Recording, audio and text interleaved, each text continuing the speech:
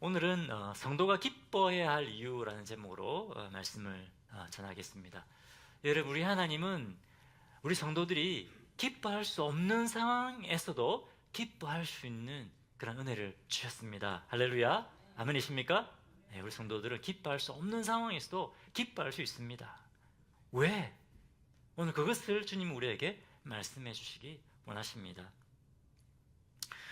최근에 한국의 국회의원들 가운데 자신의 그 정당의 결정과 다르게 본인들이 판단할 때 옳다고 생각하는 대로 행동한 분들이 있습니다. 여러분 아시죠? 대통령 탄핵 투표 때 찬성표를 던지신 분들이죠. 그것을 통해서 이분들이 또 많은 사람들의 지지를 받기도 했지만, 또 자신이 소속된 정당과 그 또 정당을 지지하는 사람들에게는 굉장히 또 미움을 당하고 또 왕따당하기도 하고 거의 뭐 쫓겨날 뻔한 그런 일도 당하게 되었습니다. 왜냐하면 자신이 속한 정당의 이익대로 하지 않았기 때문에 그렇죠. 저는 이것을 보면서 정치인들뿐만 아니라 사람들은 무엇이 옳고 그른가 보다 이것이 나에게 덕이 되느냐 덕이 되지 않느냐를 더 중요하게 여긴다는 것을 보게 되었습니다. 자기와 상관없는 일일 때는 어떻습니까? 옳고 그름을 따집니다. 하지만 자기와 상관이 되어 있는 일에는 어떻게 하죠? 나에게 덕이 되느냐 아니냐, 그것을 더 중요하게 여긴다는 겁니다. 정치인들이든 아니든 상관없습니다.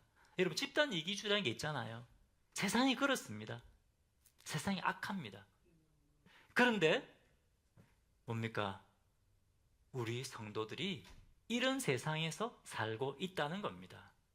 우리가 이 세상의 기준이 아니라 하나님의 뜻대로, 우리가 하나님의 뜻대로 바르게 살고자 하면 사람들이 칭찬을 하기도 하지만 어떻습니까? 사람들이 칭찬을 하기도 하지만 오히려 미워하고 비판하고, 그죠?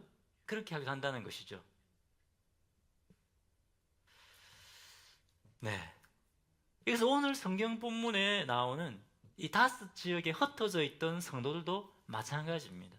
이 사람들이 하나님의 뜻대로 살고자 했을 때 예수 믿는 성도라는 그 이유만으로 사람들에게 비판받고 배척을 당했습니다.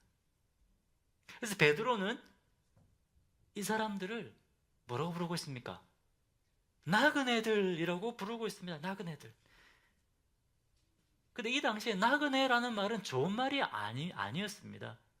고향을 떠나서 떠돌아다니는 이방인들, 외국인들, 제일 이 세상에서 인정받지 못하는 사회적 약자를 말할 때 나그네들, 이런 말을 썼습니다.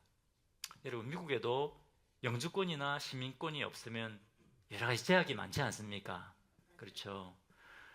이 당시는 더 했습니다. 더 이런 제약이 많았을 뿐만 아니라 이 사람들은 법적인 보호를 받지 못했습니다. 그래서 최소한 미국에서는 법적인 보호를 받잖아요. 근데 이 당시에는 법적인 보호도 받지 못했습니다. 그러니까 마음껏 비즈니스도 못하고 집도 살 수 없어요. 그러니까 안정된 삶을 살 수가 없는 것이죠. 이런 사람들을 나그네라고 불렀습니다. 자, 그런데 이 베드로가 성도들을 향해서 흩어진 나그네들이라고 부르고 있습니다. 아니, 좋은 말도 많은데 거룩한 성도들, 복받은 성도들, 이렇게 부를 수도 있는데 나그네들, 흩어진 나그네들, 이렇게 표현하고 있습니다. 왜 그럴까요? 왜 그럴까요, 여러분? 우리 성도들은 이 땅이 고향이 아니라 어디가 고향이죠? 여러분, 고향이 어디입니까? 천국입니다. 천국. 그죠? 그렇기 때문에 우리는 이 땅에서 나그네처럼 살아가는 자들이다, 그런 말입니다.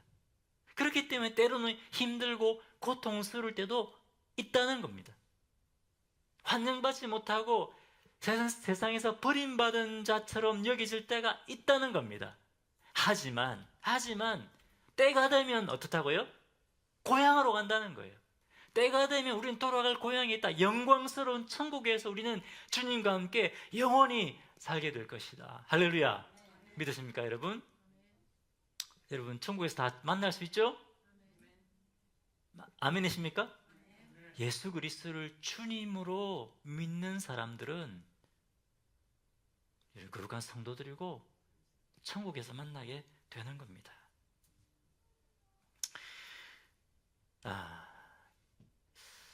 자, 그런데 오늘 이 본문의 성도들은 우리 구원받았으니까 우리 천국 가니까 라고 하면서 대충 살지 않았다는 거예요. 여러분, 우리가 천국 가기 때문에 대충 살면 안 됩니다. 아멘이시죠? 주님이 이 땅에 우리에게 사명을 주시고 이 땅에 살게 하신 거예요. 이 사람들은 이 땅에 살면서 천국 시민의 기준을 가지고 살았습니다. 예수 그리스도의 십자가와 부활의 복음을 전하며 살았습니다. 세상의 기준이 아니라 천국의 기준을 가지고 살았습니다.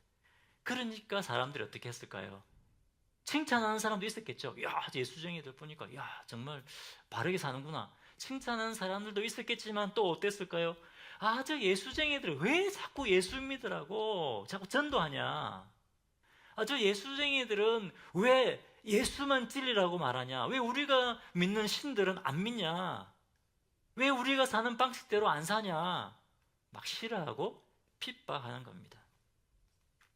전번에 안창호 인권위원장 인사청문회가 있었지 않습니까? 여러분 유튜브 보셨을 겁니다.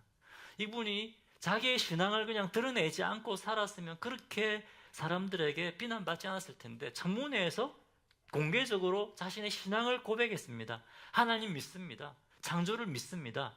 그랬을 때 어떤 일이 있었습니까? 국회의원들이 공개적으로 막 이 사람 인격적으로 모독하고 비방했지 않습니까? 그것이 전국으로 방송이 됐습니다. 수많은 사람들이 그것을 보았습니다. 거기에서 이분이 비난당하고 인격 모독을 당한 겁니다. 또 그것이 끝나고 나니까 끝이 아니에요. 수많은 언론들이 이분에 대해서 막 조롱하는 거예요. 조롱. 믿음을 고백한 것 때문에.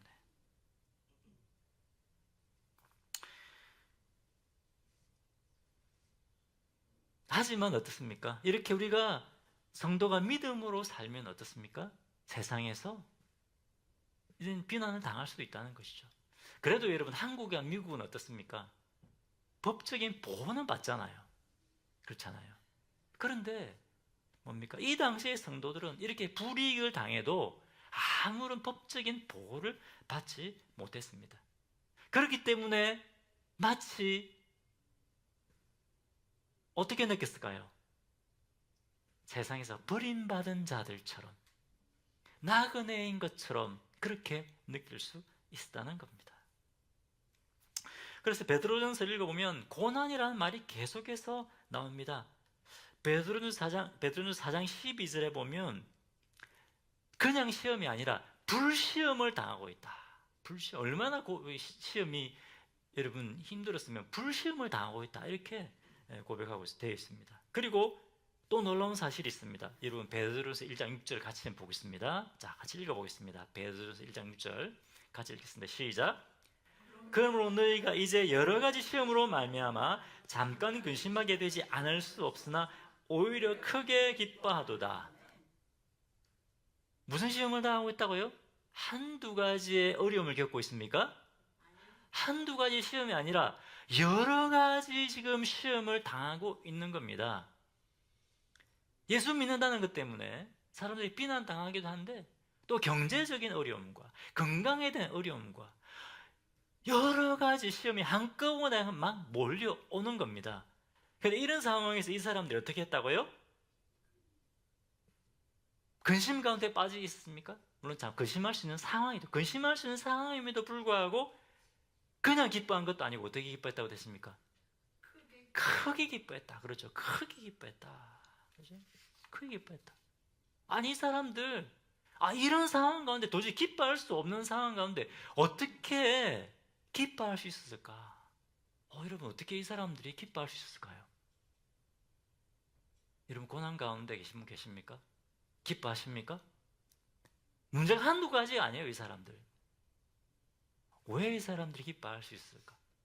여러분, 우리 성도들이 이런 여러 가지 시험 가운데서 어떻게 기뻐할 수 있을까? 왜 기뻐할 수 있을까요?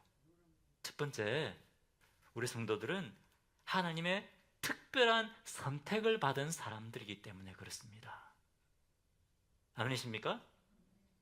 여러분, 우리는 보통 사람들이 아니에요. 옆에 한번 보십시오. 보통 사람들처럼 보입니까? 보통 사람이 아니에요. 하나님의 특별한 선택을 받은 사람들입니다. 하나님의 특별한 사랑을 받고 있습니다. 하나님이 그냥 우리를 부르신 것이 아니라 특별한 계획을 가지고 우리를 불러오셨습니다. 저희에게 축복하십시오. 형제님은 자매님은 하나님의 특별한 선택을 받은 사람들입니다. 형제님은 자매님은 하나님의 특별한 선택을 받은 사람들입니다. 아멘이십니까? 2절을 보겠습니다. 같이 읽겠습니다. 시작. 곧 하나님 아버지의 미리하심을 따라 성령이 거룩하게 하심으로 순종함과 예수 그리스도의 핏뿌림을 얻기 위하여 택하심을 받은 자들에게 편지하노니 은혜와 평강이 너에게 더욱 많을지어다. 여러분, 하나님께서 우리를 어떻게 거룩하게 만드셨다고 했습니까? 다른 것도 아니고 하나님의 독생자 예수 그리스도의 피로, 그 핏뿌림으로 우리 죄를 깨끗하게 하고 우리를 거룩하게 했다. 우리를 성도가 되게 했다는 겁니다. 할렐루야. 하나님 왜 이렇게 하셨을까요? 뭐 때문에? 사랑하시기 때문에 그렇지 않습니까, 여러분? 금과 은 이런 것이 아니고 이런 것과 비교도 안 되는 예수의 피로 우리를 깨끗하게 하셨다니까요, 여러분. 이 놀라운 은혜가 어디 있습니까? 이런 은혜를 우리가 받은 사람들입니다. 할렐루야. 그런데 중간에 보니까 2절 중간에 보면 택하심을 받았다는 말이 나옵니다. 택하심을 받았다. 근데 이거 원래 헬라어 원어를 보면요, 2절에 나오지 않고 1절 맨 마지막에 나옵니다. 어떻게 됐냐면 흩어진 나그네들 곧 택함을 받은 자들, 이렇게 되어 있습니다. 원어는 그렇게 되어 있어요. 여러분, 아이러니하지 않습니까? 나그네들은 아까 어떤 사람들이라고 했습니까? 버림받은 사람들 있잖아요. 버림받은 사람들. 그런데 곧 누구라고요? 택함을 받은 자들. 이거 뒤 두 단어는 같이 읽을 수 없는 단어예요. 나그네는 버림받은 자들이에요. 그런데 너희가 바로 택함을 받은 자들이라는 겁니다. 무슨 말입니까? 세상 사람들이 볼 때는, 세상의 기준에서 볼 때는 실패한 사람들이에요. 루저들이에요. 그런데 하나님의 관점에서는 누가? 너희들이 바로 선택받은 자들이다 그런 겁니다. 할렐루야. 자, 옆에 계신 분들 졸지 마시고 형제님, 자매님이 선택받은 분입니다. 축복하십시오. 형제님이, 자매님이 선택받은 사람입니다. 아멘이십니까? 네. 여러분, 아직도 이 세상에 크리스찬이라고 하면 무시당하고, 그죠? 법적으로 보호하지 못하는 사람들이 많습니다. 이 세상에, 이 지금 현재의 이 지구상에는 엄청나게 많은 크리스찬들이 핍박받고 살고 있습니다. 제 친구가 파키스탄 선교사인데요. 가끔씩 이렇게 교회 테러를 가합니다. 그래서 그것을 테러 당해서 경찰서에 신고를 하잖아요. 경찰이 움직이지를 않는데요. 뭡니까? 법적으로는 보호받게 되지만 실제적으로는 보호해주지 않는다는 거예요. 오늘날도 많은 성도들이 그렇게 살아가고 있습니다. 하지만 이 사람들이 믿음을 지키고 살아가고 있습니다. 왜?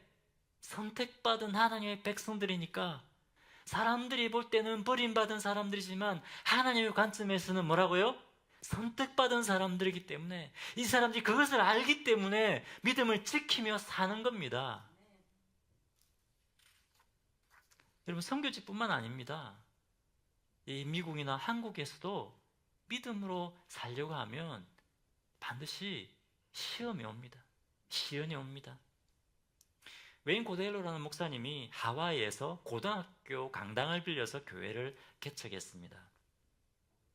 하나님께서 교회를 크게 성장하게 하시고 많은 교회들을 개척하게 하셨습니다.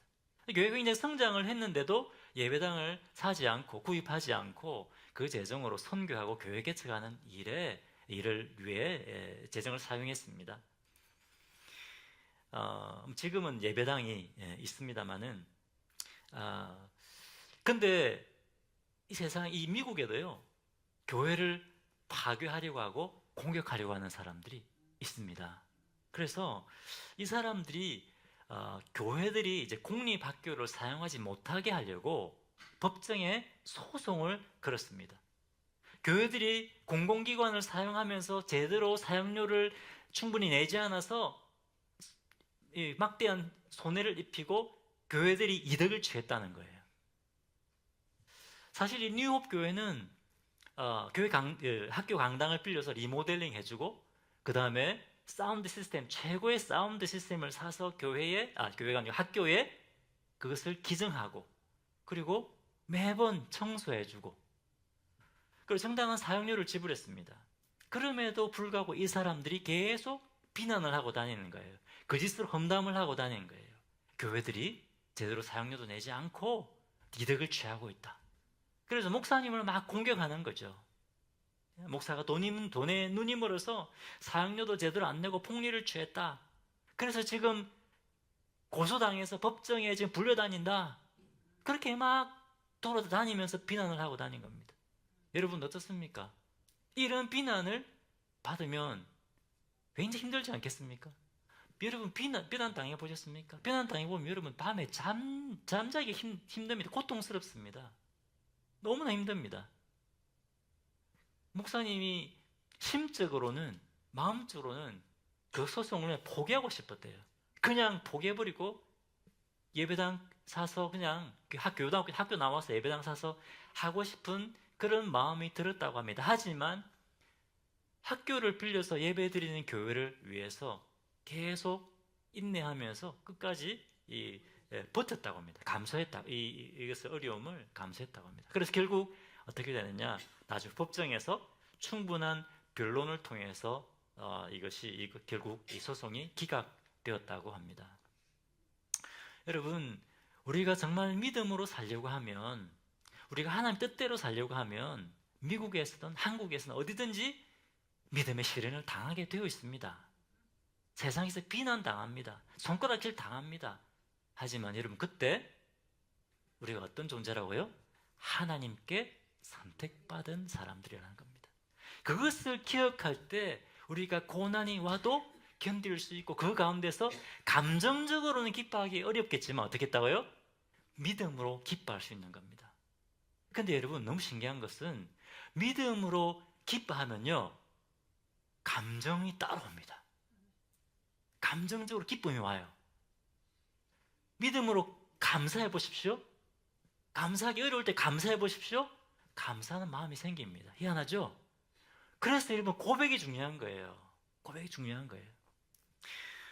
여러분 우리가 주님의 뜻대로 살고자 하면 어떤 형태로는 시험을 당합니다. 때로는 사람들이 다 떠나가기도 하고요. 사람들로부터 비난받기도 합니다. 사도 바울은 평생 예수 그리스도의 복음과 교회를 위해 헌신했지 않습니까? 자, 그런데 여러분 사도 바울 디모데후서에 보면 사도 바울의 그 인생의 마지막이 어떻습니까? 사람들에게 막 칭찬받았습니까? 어땠습니까? 영광을 얻은 것이 아니라 사람들에게 버림받았어요.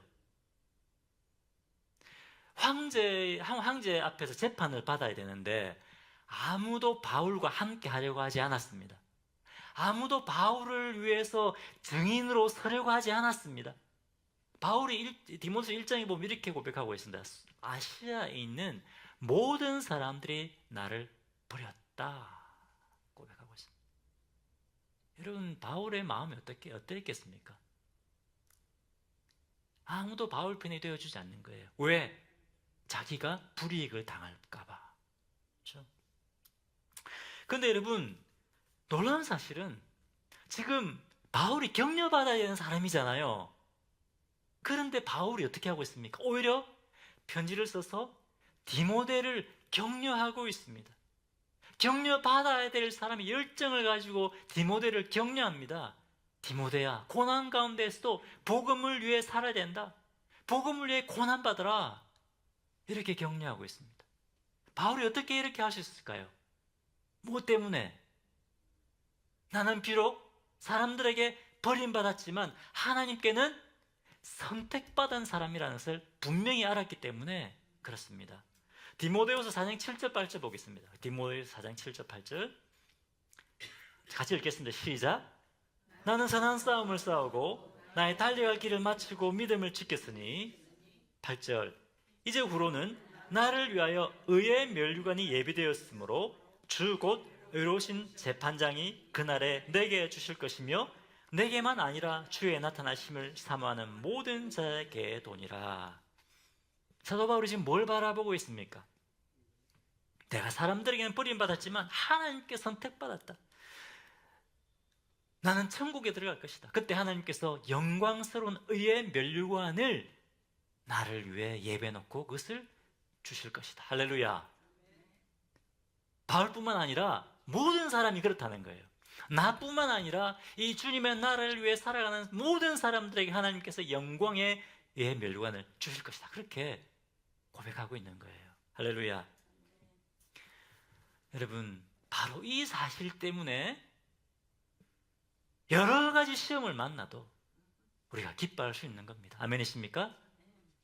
옆에 계시면 축복하십시오. 여러 가지 시험을 만나도 기뻐합시다. 여러 가지 시험을 만나도 기뻐합시다. 왜? 하나님의 특별한 선택을 받았기 때문에. 할렐루야. 이 말씀 붙드시기를 바랍니다. 자, 그런데 여러분, 선택받았다는 것에 좀 더 자세히 살펴볼 필요가 있습니다.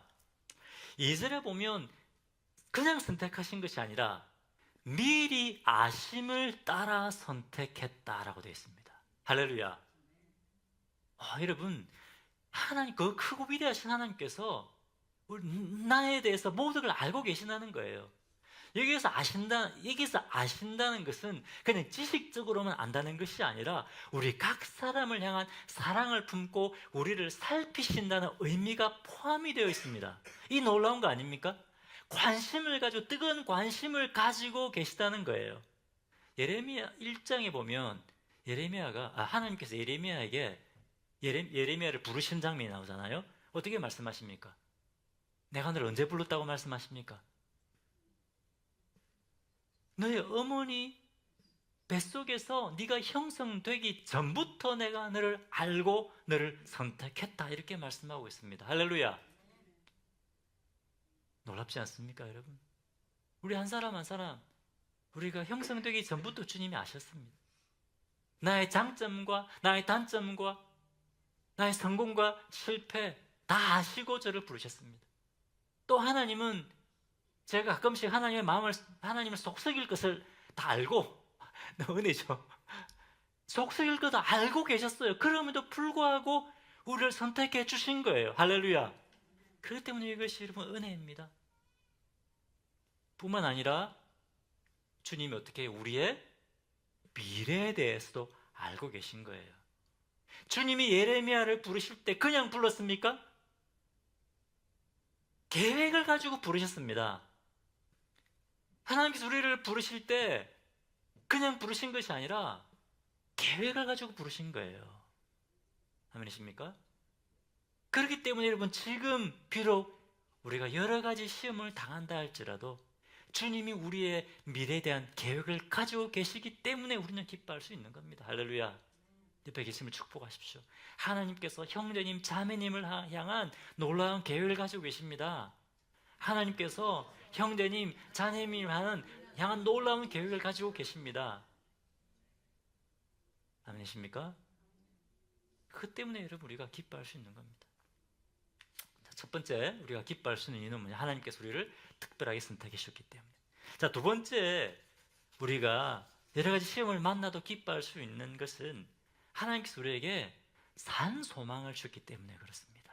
살아있는 소망을 주셨습니다. 3절을 같이 읽겠습니다. 3절 시작. 우리 주 예수 그리스도의 아버지 하나님을 찬송하리로다. 그의 많으신 긍휼대로 예수 그리스도를 죽은 자 가운데서 부활하게 하심으로 말미암아 우리를 거듭나게 하사 산 소망이 있게 하시며. 어떤 소망을 주셨다고요? 산 소망을 주셨습니다. 하나님 우리에게 살아있는 소망을 주셨습니다. 잠시 있다가 사라져버리는 소망이 아닙니다. 고난 가운데 있을 때도 산 소망을 주십니다. 영원히 우리가 주님 가는 그날까지 살아있는 소망을 주십니다. 살아있는 소망은 사라지지 않는 소망입니다. 여러분, 성부 하나님께서 우리를 사랑하셔서 예수님을 십자가에 못 박혀 죽게 하셨습니다. 우리 죄를 사하셨습니다. 그것이 전부가 아니라 어떻게 하셨다고요? 죽음에서 다시 살려내셨습니다. 할렐루야. 그러면 예수님을 죽음에서 살려내신 우리 성부 하나님이 우리는 어떻게 하시겠습니까? 우리도 살려내신 거예요. 할렐루야. 우리도 죽음에서 살려내셨습니다. 그래서 우리에게 영생을 주신 겁니다. 우리의 미래는 보장이 되어 있습니다. 할렐루야. 그렇기 때문에 살아있는 소망입니다. 마지막에 보장이 되어 있기 때문에 우리는 살아있는 소망입니다. 소망이 사라지지 않습니다. 자, 그런데 여기에서 영생은 우리가 마지막 날에 죽으면 주어지는 것입니까? 아니죠. 아까 우리 찬양했잖아요. 영원한 생명은 뭐라고 그랬습니까? 하나님과 영원한 사귐이라고 찬양했잖아요, 아까. 할렐루야. 영생은 여러분 하나님을 아는 것이고, 이 하나님과 이 사랑과 내가 풍성하신 이 하나님과 영원히 사귐을 갖는 것입니다. 영원히 동행하는 것입니다. 할렐루야. 이것이 영생입니다, 여러분. 여러분, 영생을 누리고 계십니까? 영생. 할렐루야. 그렇기 때문에 여러분, 영생은 바로 지금 누리는 죄송합니다. 이 소망은 바로 지금 누릴 수 있는 소망입니다. 산 소망입니다. 지금 편지를 받는 성도들은 혹독한 시련을 당하고 있습니다. 어떻습니까? 이 사람들이 지금 자기 힘으로 이 고난을 버티고 있을까요?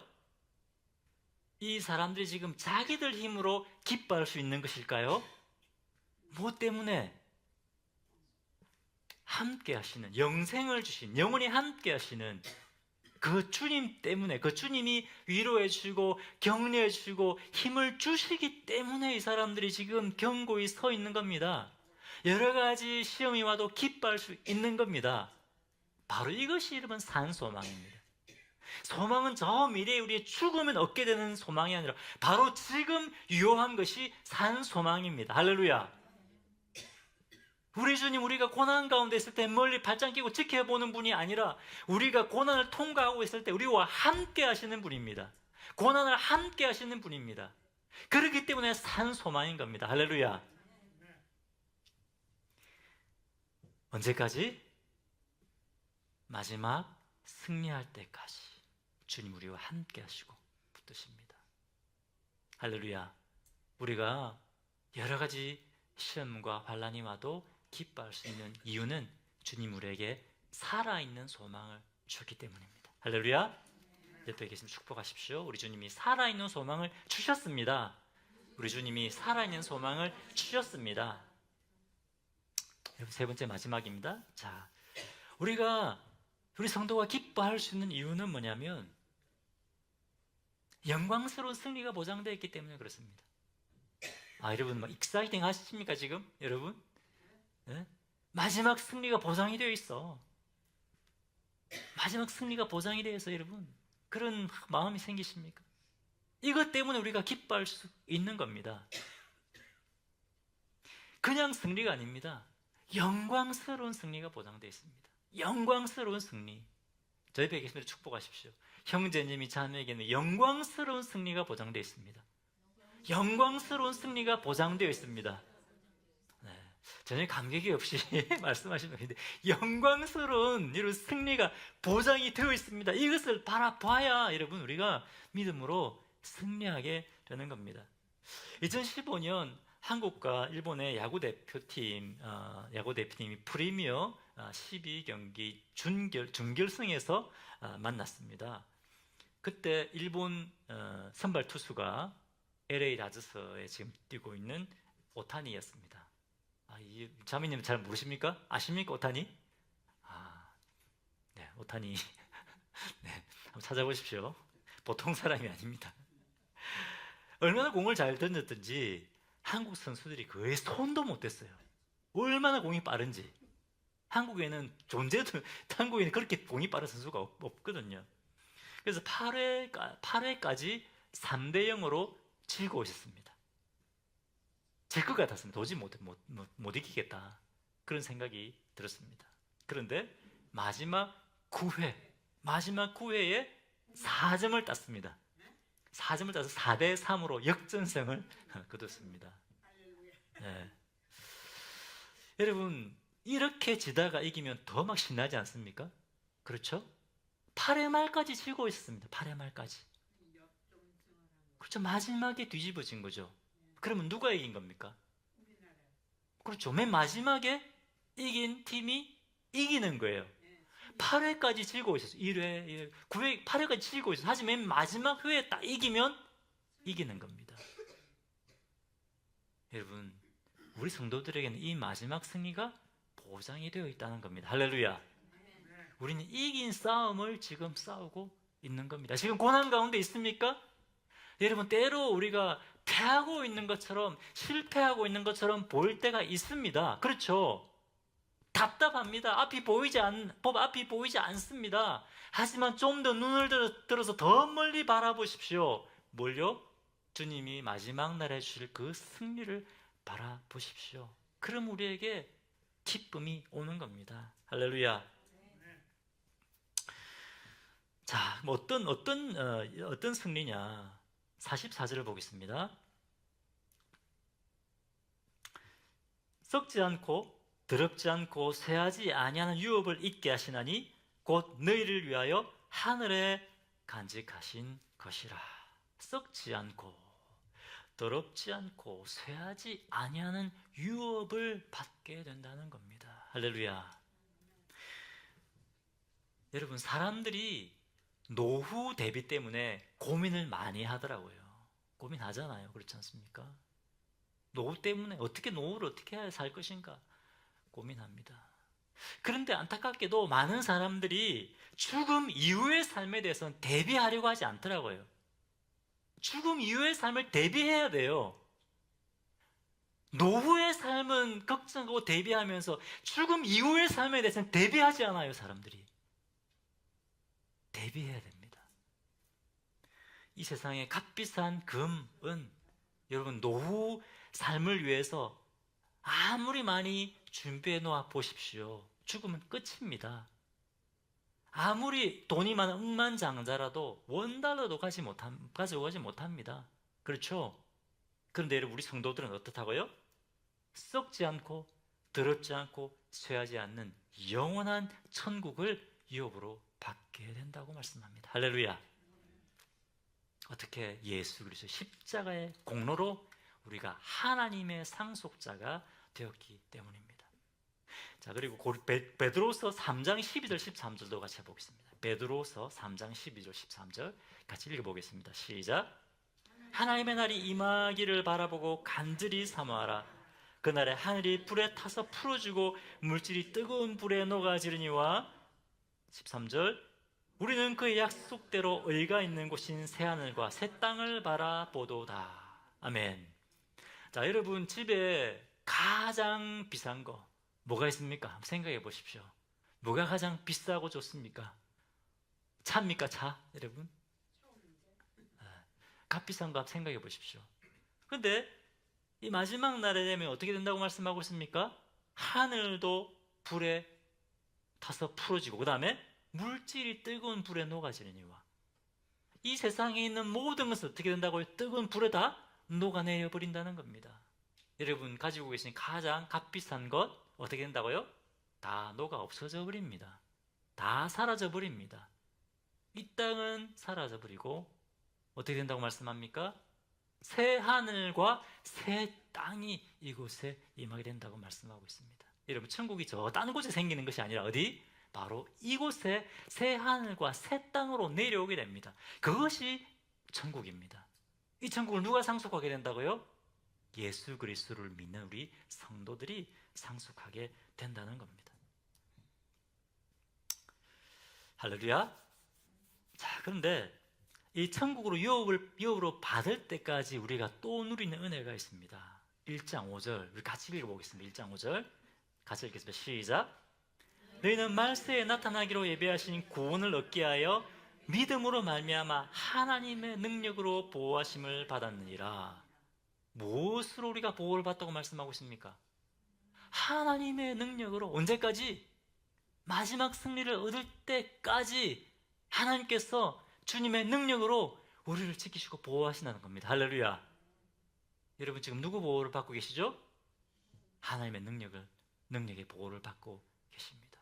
그렇기 때문에 우리가 여러분 기뻐할 수 있는 겁니다. 여러분 우리 힘으로 믿음의 시련을 이겨낼 수 있습니까? 못합니다. 하나님께서 우리를 지켜주시기 때문에 우리는 여러 가지 믿음의 도전들을 이길 수 있는 겁니다. 이 땅에 새하늘과 새 땅이 임할 때까지입니다.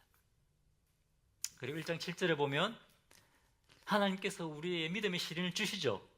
그 시련을 통해서 어떻게 해요? 우리의 믿음을 참 믿음 되게 하시는 겁니다. 그래서 주님 오실 때 우리가 믿음을 지키고 있을 때 그 믿음에 대하여 어떻게 하신다고요? 칭찬하시고 우리를 영광스럽게 해준다는 겁니다. 할렐루야. 여러분 우리가 믿음으로 살면 끝이 아니라 주님이 어떻게 하신다고요? 우리를 영광스럽게 해준다는 거예요. 할렐루야. 칭찬하신다는 거예요. 그리고 1장 9절에 믿음의 결국 곧 영혼의 구원을 받음이라. 마지막 승리가 보장되어 있는 겁니다. 자, 옆에 계시면 다시 한번 축복하십시오. 우리의 마지막이 보장되어 있습니다. 우리의 마지막이 보장되어 있습니다. 여러분 우리가 세상 살다 보면 우리가 믿음으로 살면 칭찬도 받게 되지만 우리가 비난받을 때도 있고 고난당할 때도 있습니다. 제가 일본에서 사역할 때 우리 교회에 마사오라는 분이 계셨습니다. 일본 사람들 뒤에다가 상자를 붙이잖아요. 마사오 상 이렇게 붙이잖아요. 항상 그렇게 마사오 상이라고 부르는데 이분이 원래 은행 직원이었어요. 은행 직원이었는데 일본에는 정말 크리스찬 찾기가 힘들어요.